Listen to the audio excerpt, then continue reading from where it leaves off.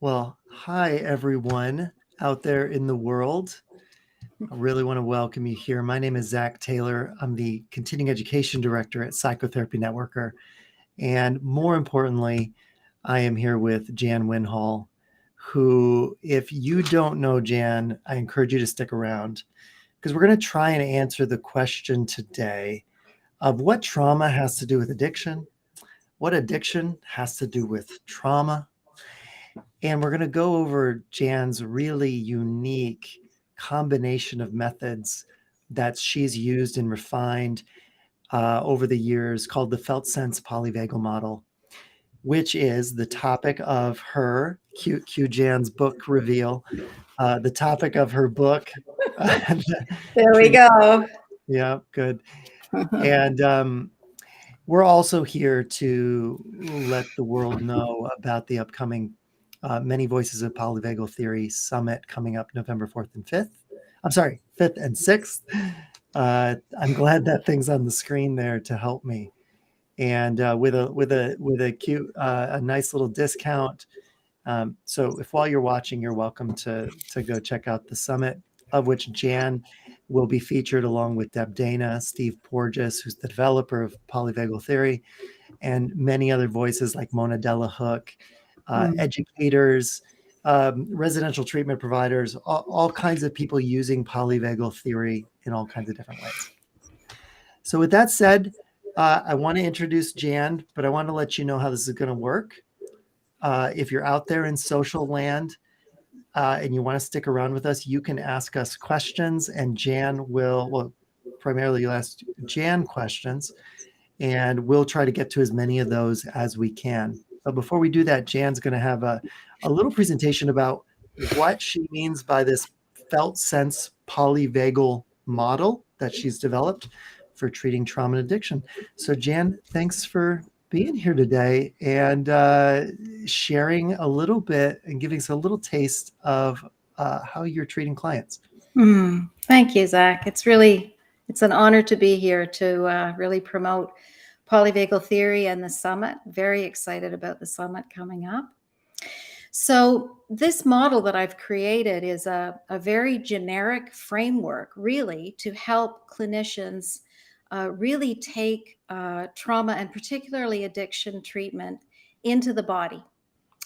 And I started this work over 40 years ago. So I've got a lot of experience over those years and really seeing how trauma and addiction has changed in terms of how we think about it and how we treat it. And way back in the beginning, I got into this through running a group for young women who were incest survivors.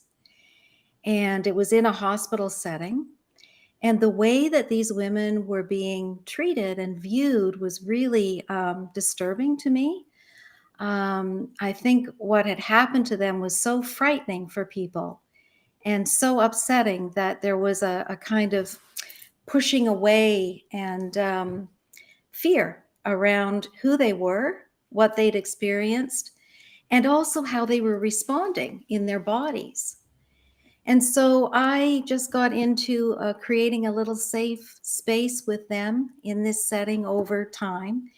And through listening to what was happening and watching these changes in their bodies, I began to understand that these ways that they were helping themselves, which became addictions because they were so effective, like cutting the body, drinking huge amounts of alcohol, engaging in really unsafe sex, things that we didn't understand, right? Or even things like eating bars of soap.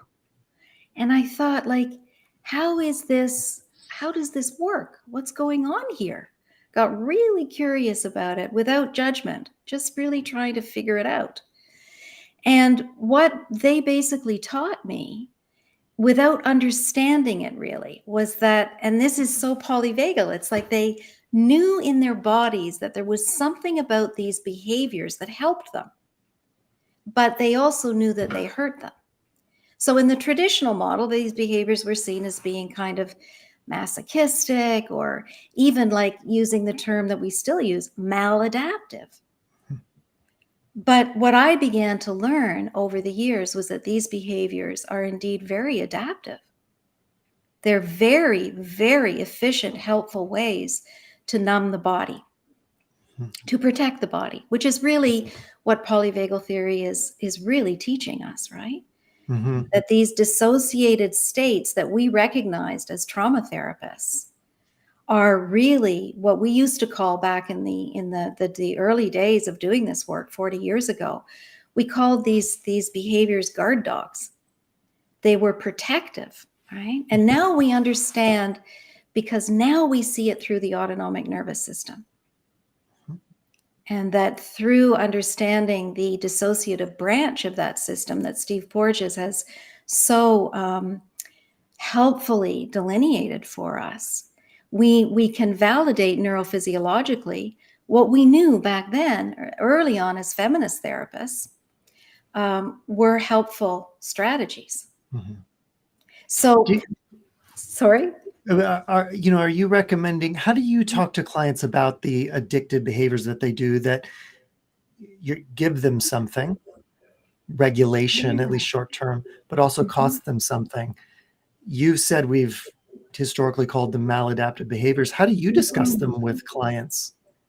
I discuss them through the lens of the autonomic nervous system as actually adaptive behaviors in the context of maladaptive environments. So what we're doing is shifting the paradigm and kind of flipping it upside down. Hmm. And this is really the essence, I think, of polyvagal theory. That when we respond in these different dysregulated states, there's an adaptive feature to that. It's helping us to bear what is unbearable inside for each person, right? How else could you bear these kinds of things like incest? Thank goodness the body has a way of helping us to move through it. So what I did, Zach, is I'm such a visual person, so I created a model, a graphic, which we could share now. Mhm. And what I do is I talk with my clients about how the autonomic nervous system works. And this is the client version of the model. I just make it simple. I really developed it with my clients. We call it the 6 Fs. So it's a way of just making it simple, and people like download it on their phone and they stick it on the fridge and they use it with their kids. We made it kind of almost like light and fun, even though obviously there are places in the nervous system that don't feel like that. So what we do here is we kind of orient to these 3 different branches of the nervous system. Down in the bottom is, we called it flock, because this is social engagement. This is the sweet spot of ventral energy, where life is pretty okay. It doesn't have to be great, but we feel grounded and we feel safe enough in our bodies. Mhm. And then we go up to fight flight, which most people know, familiar with this language.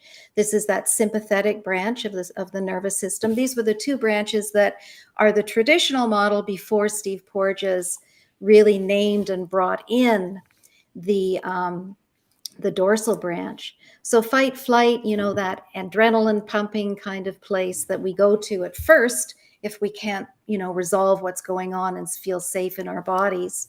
We mobilize, right, to try to either get out of there or to fight back. And then fold or collapse is the dorsal branch that Steve Porges has named and really helped us as trauma therapists and survivors to really understand and appreciate as this other part of our nervous system that is so important in helping us to adapt in a context that we can't escape from. Mhm. Yeah, and that changes everything when you start using the language of adapting with clients. Then we have these 3 other, what we call blended or intertwining states. Fun is the place where we feel safe, but we've also got some adrenaline going. So, you hear your kids playing and they're having fun and laughing, and then somebody gets hurt and it shifts up into fight flight and they come running home to resolve things or whatever, right? Flow, or this beautiful state, Steve calls this being safe in the arms of a loved one. This is the place where we feel safe to be still, where our contemplative practices are, where we're able to really rest into intimacy and calmness in the body. And then fixate freeze is this place where addictions live. And I see them as kind of propellers. These addictions are like what Steve Porges calls state regulation strategies, or what I call propellers, which shift you from this flight, fight, anxiety place. So then you drink a lot of alcohol and you go into fold or collapse inside the Mhm. body, or vice versa, where you're living in this deadened, folded in place in the body. And you cut the body, for example, and the body wakes up with sympathetic energy. So this diagram here includes the 3 states of our nervous system, the sort of social engagement system, which you Yeah. call flock, Yeah. fight flight, which is what polyvagal calls the sympathetic system. Yeah. Yeah. Well, what most of us call the sympathetic system. Yep. And then the fold collapse, which polyvagal calls the dorsal system. Yes. And then there's 3 other states that you call blended states, that are a Yes. blend of blend of 2 of them. Yeah, that's right. And So there's 6. freeze is a blending of that sympathetic constriction in the body, but also the dorsal kind of shutting down. It moves back and forth in that place. And addictions then in polyvagal lens are seen as being really powerful ways to regulate in the top half of that model, because you don't have enough safety and ventral presence to be able to function in the bottom. So if we go to the next slide, then we can see how I work with clients to help them understand these pathways that they're living in.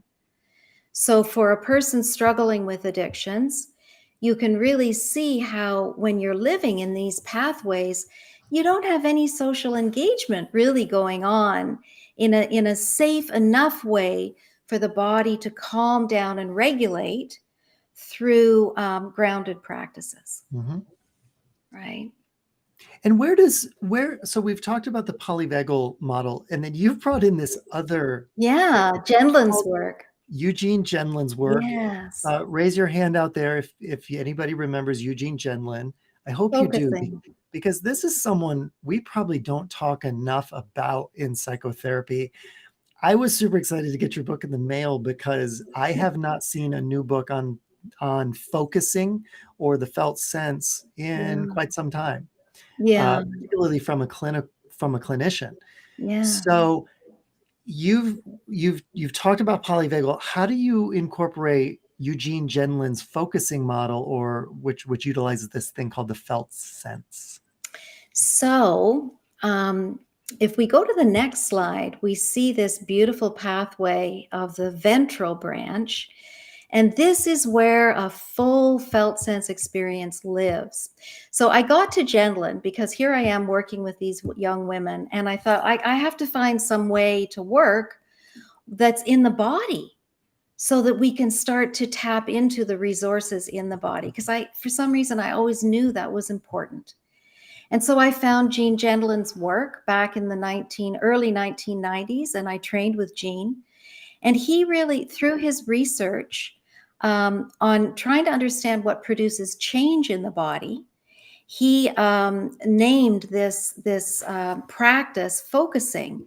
And the felt sense in the body is this place where people really come into a ventral state and feel fully present and alive and integrated. And what I began to piece together, Zach, I got really curious about what we call the felt shift in the body. So a client comes in and maybe they're feeling full of kind of sympathetic energy. Or this happens with us all the time. I'm sitting here having coffee with you. I'm upset. We're friends. You listen to me with compassion. We make a space that's safe. We welcome that capacity to connect inside a little bit with breath, with what's going on for me, being curious about what I don't already know about the situation that back here the body knows. in this Mhm. intuitive, introspective practice place. And so as we create this energy together, this co-regulating, oftentimes bodies will shift into what we call a felt shift. And I then said to myself, I think this is a shift in neurophysiological states.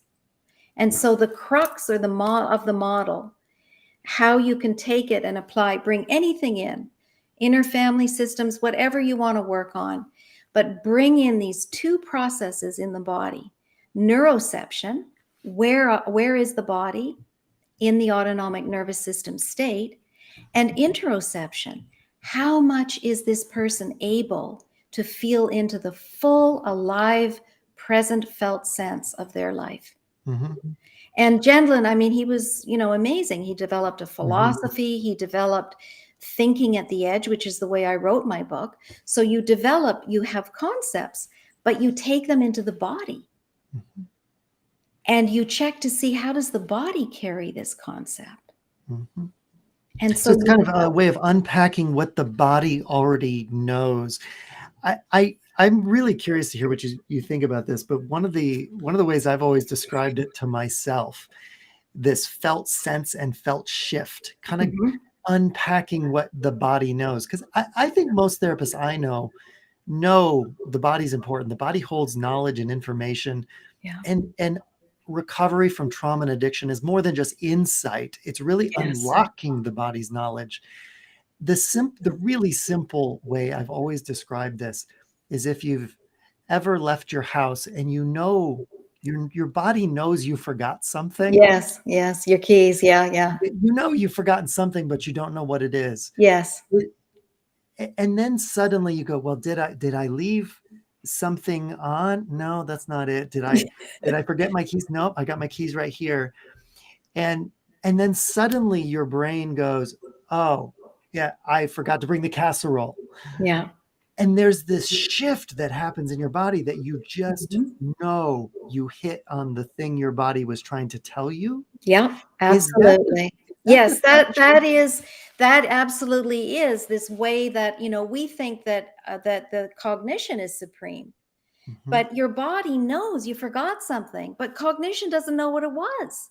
mhm, So there's an example of the way in which bodies know, right? And yes, so then if you take that example and you bring it into something that has a meaning in your life, that is a problem, for example, and you're working with that problem, and there's something that doesn't feel right, your stomach's upset or your heart's kind of racing a bit, but you don't know what it is. mhm, And then with this presence of a kind friend or a kind therapist, that energy of compassion, things start to open up. The body starts to reveal. And then if you're quiet and you let it come, it knows. Ah, it's the keys. Oh, yeah, mhm, it's that thing my boss said to me the other day. It's making me feel sick. mhm, And then in the focusing practice, we have steps that Gendlin created to help us go deeper into that. So mhm, you ask into the felt sense, what's this all about? And then as you do that in co-regulation with somebody, not always, I mean, you can focus, of course, on your own, but the beauty of the focusing practice is that we do it in partnerships. So it is this co-regulating experience that mhm, goes so beautifully with polyvagal theory, that mhm, the felt shift in the body is this shift in neurophysiological states, that the mhm. body goes, yeah, it was the keys, and then it settles. Yeah. It So I settles. want to Yeah, so I just want to pause here for those just joining. I realize we just jumped into your social feed, whether on Jan's social feed or PESI's, and we got this diagram up here that what is all this stuff? Um, we're talking today with Jan Winhall, who's the author of Treating Trauma and Addiction with the Felt Sense Polyvagal Model. It's a mouthful, but it's an incredible new sort of approach toward trauma and addiction that's based in the knowledge of the nervous system, as well as on something Gene Genlin came up with a long time ago, who was a colleague of Carl Rogers, Mhm. I believe in Chicago, Yeah, he was a called student colleague. Yeah, student yeah. colleague. And Jan is also going to be featured at the Polyvagal Summit called the Many Voices. Oh, look at that. Right on cue, Rachel. Many Voices of Polyvagal Theory Summit on November 5th and 6th. Those of you who didn't know about it, go check it out. Jan will be there. She'll be doing a whole hour along with Deb Dana, who is a great clinician utilizing polyvagal theory. Mhm. Steve Porges will be giving a keynote, of course, who's the developer of polyvagal theory. Mona Delahook will be there, the author of Beyond Behaviors, who I think is revolutionizing Mhm. the area of child behavioral therapy with polyvagal theory. So that's why we're here a little bit today, to share a little bit of this model and tell you a little bit about Jan's book and the conference coming up. Mhm. We're going to take a few questions at the end, but Jan, what's next in this Let's model? just go ahead to the next slide. This is really the way of really getting this shift in paradigms, which is really what polyvagal theory offers us, and also felt sense, because we're coming into the body. When you go into the body, you appreciate that all of these ways of managing are actually adaptive resources, that it's the context in which addiction occurs that's maladaptive. There's something wrong, but there's nothing wrong with the human beings that have resorted to addiction when there isn't a safe way to be able to regulate mood. So it's a real paradigm shift Mhm. that both Jenlin and Porges talked about. And then the next slide is this beautiful thing that happens, these seriously like amazing moments of liberation for people. Because, really, Zach, can you think of anything that is more shaming in our culture than addiction? Not too No, many no. things. So I think a lot of the time when people begin to understand that these behaviors, well, of course they're responsible for them, and of course they're very hurtful and harmful to both self and others, they are actually what bodies are programmed to do when there isn't enough safety. And this brings enormous sense of liberation for people. Mm. And then in the last slide, this is a way that I'll just briefly describe of how one of the ways that I work with addiction, um, that I'm hoping a lot of trauma therapists who don't work with addiction, I think a lot of folks tend to shy away from it because it's hard work. It's often very painful, shaming work, and often, let's face it, it's people get stuck in addictive cycles. But I think when you make this shift in paradigms to the polyvagal felt sense way of understanding addiction and feeling that sense of liberation, we have more hope about helping people. And so what I did is I took Patrick Cairns, who's a big leader in the sex addiction field. I do a lot of work in sex addiction. And he created these 3 circles, and then I integrated the Felt Sense Polyvagal Model, so the autonomic nervous system, into the circles. The middle circle are the addictive behaviors, or they could be any behaviors that you're struggling with that you want to change. But it takes time. If this develops, we do it with the client. We fill out the circles over time. Mm. As things unfold, we develop it. I also created an embodied assessment and treatment tool to really help us to assess where clients are in an embodied way and through Mhm. the nervous system. So it comes experientially over time. And the middle circle has to be very behavioral, very operationalized, so that people can be accountable for their behaviors. We use a harm reduction model because that's how bodies work. They work with, slowly releasing and being able to be more present through the felt sense. Mhm. The middle circle are the triggers. They're the states of dysregulation, of fight, flight, and shutdown. And in here, in this circle, we fill in those places that would trigger us into the middle circle behaviors. So a Mhm. fight with your partner, one of your kids is really sick, you lose your job, you don't have enough to eat. There's COVID and you can't go out. I mean, just all of the things that we're currently going through like crazy in the world, right? And then the outer circle are the ventral places, the flock places of connection and community and fun and flow practices that bring us into the body in a grounding way. It can be things like playing the piano, hanging out with your friends, yoga practices, many different, things that going to church or synagogue or whatever your practice is. And so it helps to kind of, with this model and with the Felt Sense Polyvagal Model, you've got two very powerful visual cues to help yourself orient. Where am I right now in my nervous system? And where am I in the circles? And how is the quality of my presence in the felt sense in my body? And I teach people, really encourage people to do these practices every day. Mm-hmm. Because if you do them every day and you begin to really heal and live in the ventral place, addictions don't occur there.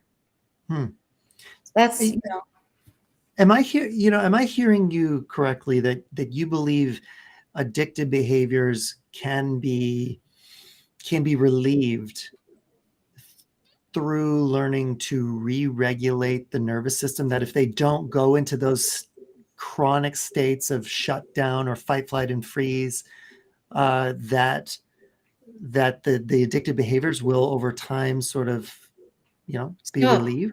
Yeah, absolutely. That is what happens. What about, Vance says, thank you. We need new ideas in the addiction space. And Karen, yes, we do. We do. We really do. It's time. Yeah. Yeah. And what about those who would say, this is a biological thing of dopamine, and they're addicted to the dopamine rush? How does this explain the opioid crisis? I'm challenging you a little bit. Yeah, of course. So it's important. So we don't exclude the biology, but what I did is I looked around for another way of understanding that was more compatible with the Felt Sense Polyvagal Model. And I found Mark Lewis's work in the learning model of addiction. Mark is a friend, and his work is amazing. He wrote Memoirs of an Addicted Brain. He himself was a heroin addict, and he became a neuroscientist. And he's really integrated, along with Norman Deutsch has done some of this work too, a way of really understanding addictions through neuroplasticity. So the brain changes. Yes, the brain changes. Yes, that's true. But the brain is always changing. It doesn't just change in addiction. It changes all the time. And one of the things that really made sense to me was that, Mark Lewis talks about how brains look exactly the same in the state of being in love as they do in addiction. And if you think about it, when you're in love, all you do think about is the person you're in love with. The brain is seeking out, right, these little moments of dopamine hits. So it's like, when's the person going to phone again? The phone rings and you go, there's this excitement and adrenaline rush. And that's what addiction feels like in the body too. It's like you keep being drawn back to that little dopamine hit, right? And so this is a new way of understanding addiction that is based on more recent research in neuroplasticity.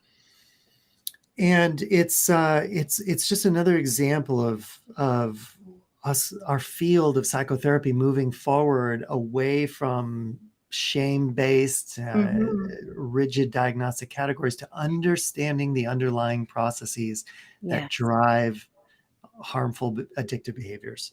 And how much we're all so similar. Yeah. And how much systems of oppression impact this. So when you talk about safety as the bedrock of polyvagal theory and really any body work, and of course addictions are on the rise now because there's no safe place. The loss of safety, especially over the last 24 months, and for several communities of people for a long time before that, has been shaken. So those of you just joining us, again, we jumped into your social feed here at PESI. or I think this is being streamed into Jan's social feed as well on several channels. I want to encourage you to ask some questions. Jan came all the way from Toronto to be here in your social feed. Jan is the author of Treating Trauma and Addiction with the Felt Sense Polyvagal Model. I think for a lot of us, we've heard of polyvagal theory, and it's just so hard to know, what do you do with it? Mhm. And in a way, it's something we've known a lot about, like the nervous system sort of drives behaviors. Polyvagal theory gave us a language. And I think what you're doing, along with people like Mona Delahook and Mhm. Yeah. Deb Dana and others, are operationalizing polyvagal theory and bringing new language and new tools. So while I think polyvagal theory gave us the language, I think you're giving us the tools, Mhm. and as well as showing us the connection further between trauma and addiction. Right. Jacqueline jumped in here. I think Jacqueline's been with us from the beginning here. Hi, Jan. Any tips on specific somatic or body-based interventions to utilize for these clients? I think they're wanting the somatic. Thank you, Jacqueline. Give us an example of the way you've used this. We saw your assessment sheet. Give us an example of a client that you've used that has done a specific thing that's helped them re-regulate their nervous system, and they've stopped needing the addictive substance or behavior. So this happens over a period of time. For example, there's a way in which a lot of people will present and get really stuck in this kind of sympathetic, chaotic space of what Gentleman used to call having your head in the soup. Your head in the what? In the soup, just In like the soup. really absorbed in adrenaline pumping and anxiety. And they would use addictive behaviors to try to calm down inside. And so one of those ways would be, for example, just drinking too much alcohol. It's a very common one, right? So slowly over time, we work in both understanding what those behaviors are, teaching these people how to orient to the model. What is it that you're doing? And how is that actually helping you, and how is it hurting you? And what are some other ways that you can learn how to calm yourself down? So one of those key ways is teaching people how to focus. Mm-hmm. Slowly beginning to notice, how do you bring a client into the body? How do you do that, right? People ask me that all the time. How do you do that? Mm-hmm. Like, you just sort of go, oh, I got this thing called focusing. No. Yeah, but people Slowly. are traumatized and have severe addictions. That's the one thing that feels really dangerous and scary to do, and Yeah. is to go into the body and see what the body's uncomfortable It's with, what true. it's trying to avoid. And also to be with other people, right? Really Sure. Yeah. scary. So this is the kind of thing that happens slowly over time. And a lot of it has to do with making a relationship with the person. And Mm-hmm. as they start to feel some measure of safety, you can begin by saying something like, I noticed when we talk about that, there's a kind of way your throat tightens up, Hmm. or you just go like this, or you cover your eyes. You Mhm. notice what's going on in the body. So you just And start with noticing yeah, some kind of physiological cue. yeah, sometimes. But to Okay. do and never do it when you don't feel like you've got a connection, because then you're Sure. going to shame the person. But if you feel like you've Mhm. got a relationship, it's like, wow, that when you just said that, I really could hear how did your throat tighten up there? Mhm. And if they'll go, yeah, you know, Mhm. and then you can kind of stay there a little bit and go, that was a really hard thing to say, and slow everything down and Hmm. pause. We use a lot of pause in That's focusing. also scary for traumatized It is, but that's why people you don't sometimes. do it in the first session. Right. Yep. This is the journey, right? Yeah. Slowly over time. And then it feels so wonderful as the therapist when the client can start to look at you and go, yeah, it is Mhm. tight there. And Mhm. then sometimes you step back you might ask, is it okay to stay here a little bit? Or maybe we just want to step back. So a lot of titrating, like lots of other therapies do too, in somatic experiencing. And, Peter Levine was also a friend and student of Jean Genlin's. So there's a lot of what, Genlin really brought somatics so much into the whole field. And I don't think he's gotten enough real recognition for that.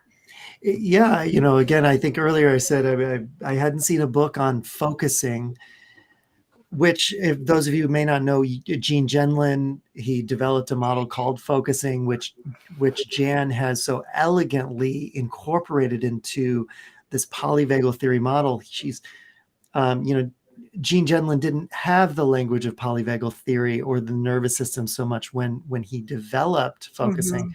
Jan's really brought that language into the focusing model, which is this beautiful way of approaching things in the body that you're either avoiding or are uncomfortable with, that unless we learn how to safely approach, keep us locked in addictive behaviors, behaviors that hurt us.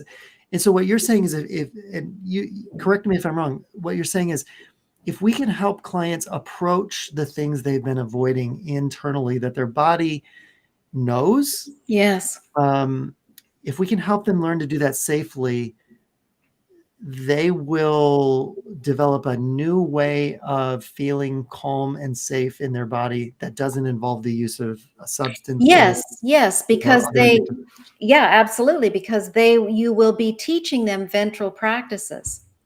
And what do you mean by ventral practices? Grounded places in the body. When the body feels calm, the ventral part of the vagus nerve is activated. Right? So right now I feel pretty calm, some excitement because this is fun. Yeah. It's wonderful, but, very grounded too. And so when we be in this place in our bodies, we teach people, again, the way that Steve Porges, in polyvagal theory, you're flipping something on its head. It's not maladaptive, it's adaptive. What Genlin would say is all those uncomfortable places, we welcome them. They're gold. Because they give us information about how we're living our lives. Yeah.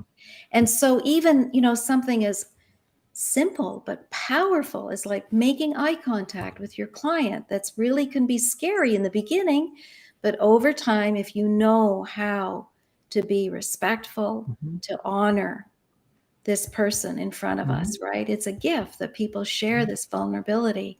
They'll open to you. And if you ask, they will tell you. So I'll say something to normalize it. I'll say, bodies are smart in terms of coping with what you're describing. Because often people will tell you something about what brought them there, right? Oh, my dad used to hit me. So it starts to open over time. This work takes years. So, it's like, bodies are pretty good at helping. How did you cope with all that? Usually people have really pretty good ways, like they get into like addictive behaviors or drinking, or you normalize it, eating a lot of food, masturbating. These things they're available. It's what's available to you as a little kid. It's accessible. If you name it, if you say it, they'll tell you usually. If you don't, they probably won't.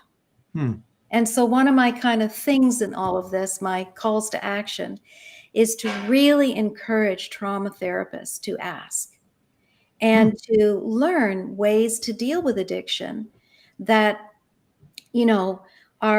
are helpful ways that feel hopeful to people, where we just keep reinforcing these focusing practices, finding the felt sense over time. And we have a very, a beautiful community in the International Focusing Institute.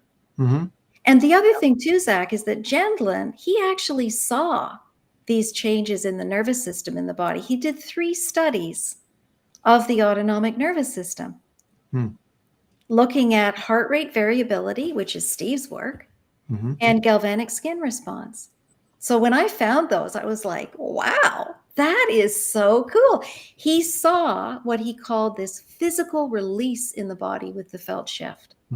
And that's what got me really curious about, oh, I think that's the ANS.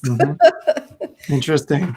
And Karen has just jumped in here, and I think Karen's been here since the beginning. Thanks for sticking around. I work with clients that gamble and deny the addictive behaviors to their Ah, gambling. I can see it's being a safe and empowering method. I think it should come as no surprise to us as therapists in 2021 that shame is a killer of therapy, yeah, and that even unintentionally, some approaches, either the approach itself or just the way we've learned to use them, can be inherently shaming.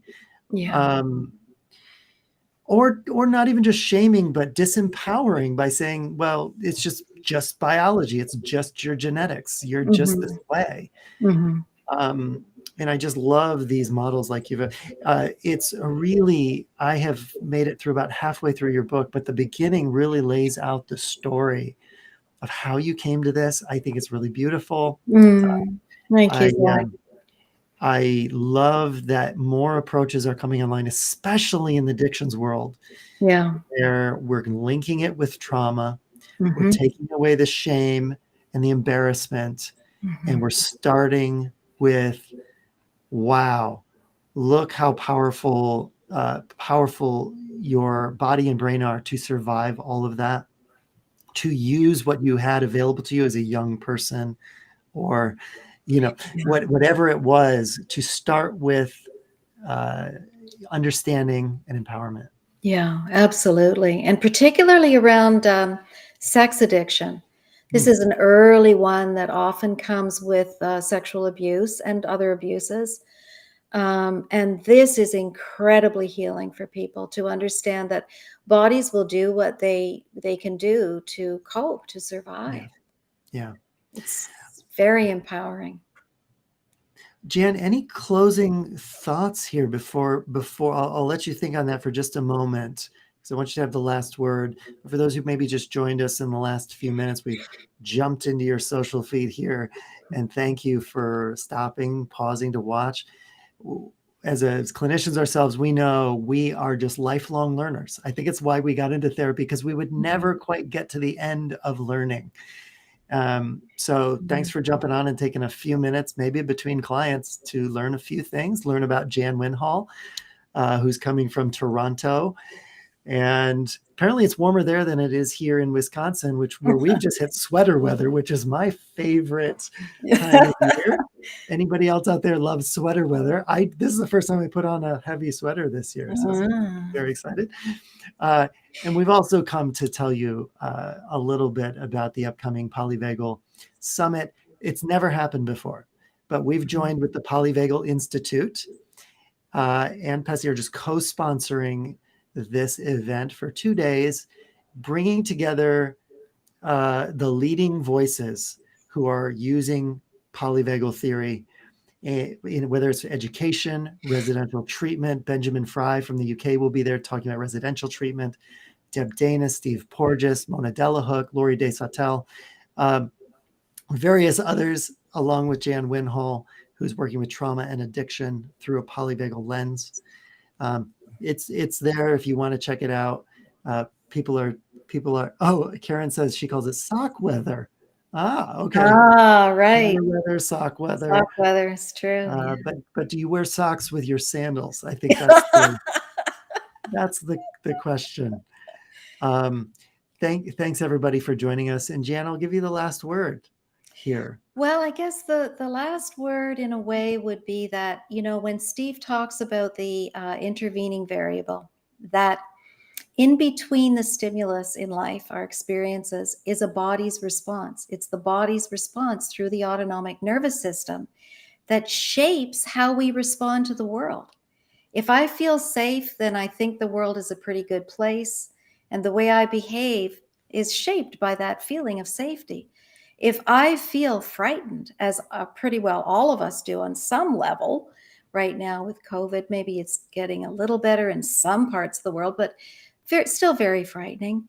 The world feels more unsafe. And when you look at another person, there's more of a sense of thinking, ooh, you know, how do I stay away? So our nervous systems respond to that.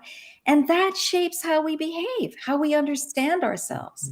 So this is like, it's fundamental understanding polyvagal theory as therapists. Mhm. Yeah. Yeah.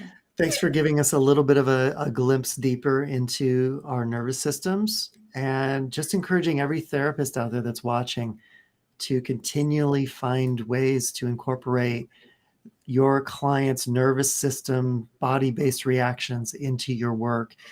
I honestly think we're moving beyond the whole cognitive versus, bottom up, top down versus bottom up approach. I think we're all finding that it's a both and, not an Yeah. either or here, Hmm. that it's about connecting the two. And whether we go bottom up or top down sometimes, maybe that's not quite as important as really just understanding that we've got to incorporate the body into our psychotherapeutic work. Thank you, Jan, for promoting this idea, writing a book. It must have taken you so many months and years to do it. I know you've been doing this since the 90s. So 80s. sometimes the 80s, sorry. Yeah. I Thank you, was Zach. trying not to date you here, but I'm fine with how old I am. It's really great to get older. yeah, Yeah. thank you. Thank Everybody, you. thank you for being here, letting us jump into your social feed, and for following us at PESI and Jan's social feed as well. Right. Thank you. Have a wonderful rest of your day. Very nice. Bye-bye. Thank you, Jan. Bye-bye.